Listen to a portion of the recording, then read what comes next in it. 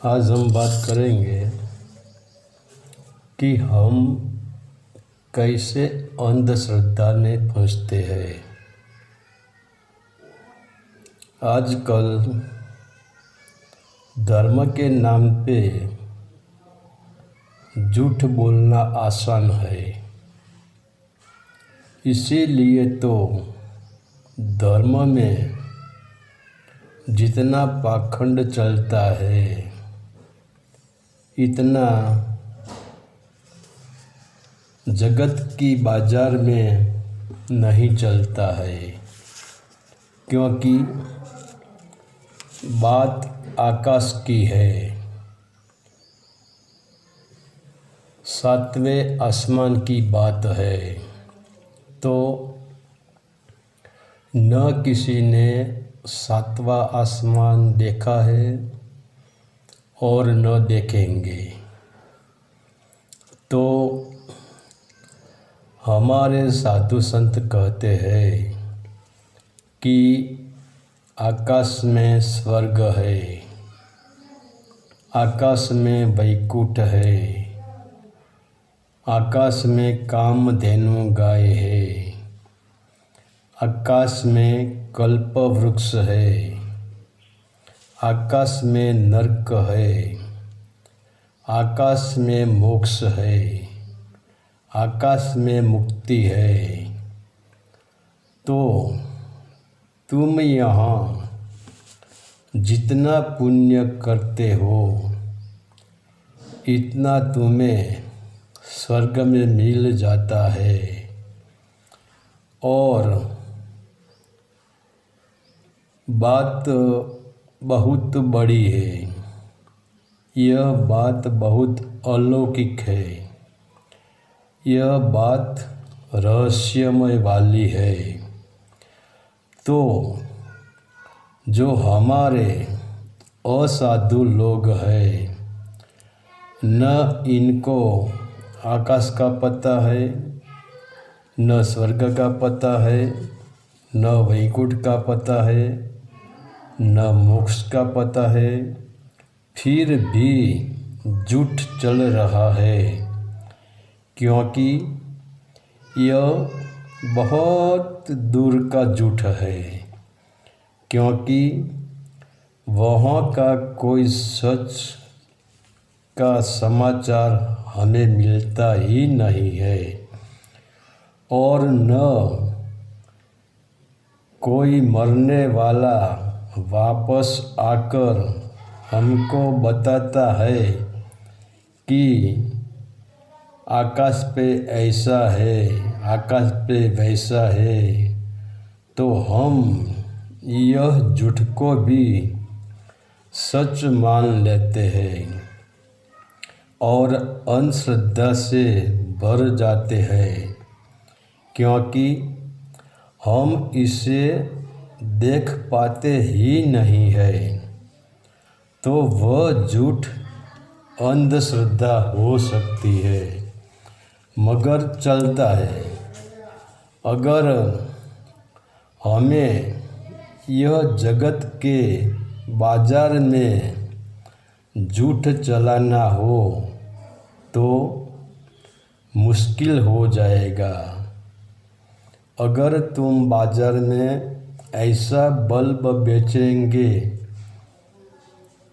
कि यह बल्ब हाथ में पकड़ने से ही बल्ब प्रकाश देता है, तो यह तुम्हारा धंधा चलेगा ही नहीं, क्योंकि लोग तुम्हें कहेंगे कि ज़रा दिखाओ वह बल्ब कैसा है, किस कंपनी का है, इनका कितना दाम है, मेरे हाथ में रख कर देखो प्रकाश देता है कि नहीं देता है।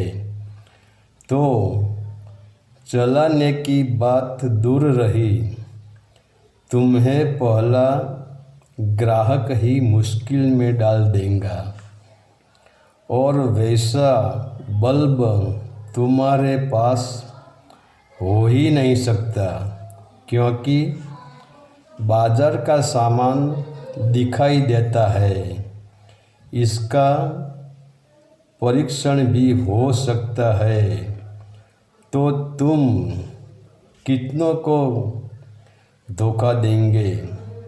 और यह धोखा बाजार में नहीं चलने वाला है, क्योंकि बाजार में सब चीज़ दिखाई देती है और धर्म का धोखा आकाश में इशारा करता है, सातवें आसमान पे इशारा करता है।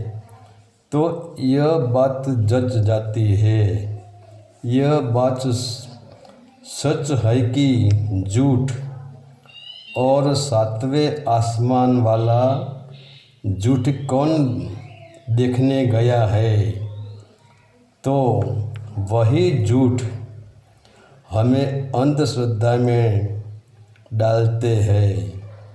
इसीलिए तो आज जहाँ पाखंड है वहाँ भीड़ है, और भीड़ का एक ही कारण है कि हम लालच में जीते हैं।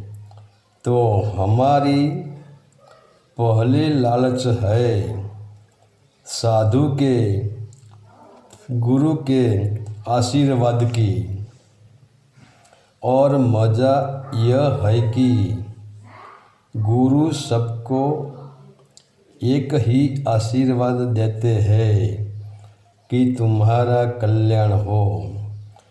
तो मान लो गुरु ने 1000 शिष्य को आशीर्वाद दिया, इसमें से मान लो 200 का काम हो गया, तो वह 200 दूसरे 400 को लेकर आएंगे और अपने गुरु का प्रचार भी करेंगे कि देखो हमारे गुरु ने हमें आशीर्वाद दिया और हमारा काम हो गया। वह यह नहीं कहेंगे कि हम 1000 लोग गुरु के पास गए थे, इसमें से सिर्फ 200 को सफलता मिली है। यह संयोगवशत हो भी सकता है, बाकी 800 को कुछ हुआ ही नहीं है। वैसा नहीं कहेंगे तो वह 200 अंधश्रद्धा में फंस गए। तो कोई स्वर्ग के लिए फंसता है, कोई पुण्य के लिए फंसता है, कोई मोक्ष के लिए फंसता है, कोई कल्प वृक्ष के लिए फंसता है, क्योंकि हम इतना भी नहीं सोचते हैं कि क्या यह गुरुओं ने आकाश में बड़ी ऑफिस खोल कर रखी है कि वहाँ का कॉन्ट्रैक्ट लिया है कि मेरा मानस मरने के बाद यहाँ आएगा तो इनको स्वर्ग की, वैकुंठ की, कामधेनु की, कल्पवृक्ष की सुविधा दे देना, क्योंकि उसने मेरे पास फीस जमा करा दी है। और आज इसी अंधश्रद्धा के कारण हर दुकान में भीड़ लगी रहती है। इसीलिए ज़रा सोचो, होश में आओ, क्योंकि सत्य की भीड़ होती ही नहीं है, क्योंकि सत्य तो एक कोहिनूर हीरा है।